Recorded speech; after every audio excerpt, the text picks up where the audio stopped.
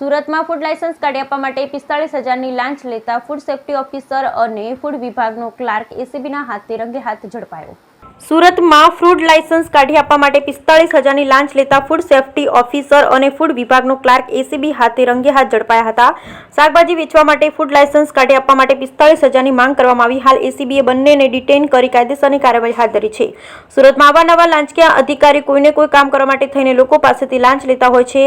આવા લાંચીય અધિકારીઓ સામે એસીબી સતત કામ કરતું હોય છે અને લોકો પાસેથી યેન કેન પ્રકારે લાંચ માંગતા અધિકારી વિરુદ્ધ કડક કાર્યવાહી કરતું રહ્યું છે। તેવામાં સુરત મહાનગરપાલિકાના food safety officer Hemen Kumar Gunvantrai ગોહિલે શાકભાજી વેચવા માટે ફૂડ લાયસન્સ કઢાવવા આવેલ વ્યક્તિ પાસેથી લાયસન્સ કાઢી આપવા માટે 45,000 લાંચની માંગ કરી હતી। સુરત મહાનગરપાલિકાના ફૂડ વિભાગનો ક્લાર્ક ગુલામ યાસીન નિશાર હુસેન શેખને આપી દેવા માટે જણાવ્યું હતું। ફરિયાદી લાંચની રકમ આપવા માંગતો ન હતો, જેથી તેમણે એસીબીનો સંપર્ક કર્યો અને એસીબી દ્વારા છૂટકાનું આયોજન કરવામાં આવ્યું હતું, જેમાં ફરિયાદી લાંચના 45,000 રૂપિયા ક્લાર્ક ગુલામ યાસીન નિશાર હુસેન શેખને આપ્યા હતા અને ત્યારે જ એસીબીના હાથે ક્લાર્ક રંગે હાથ ઝડપાયો હતો।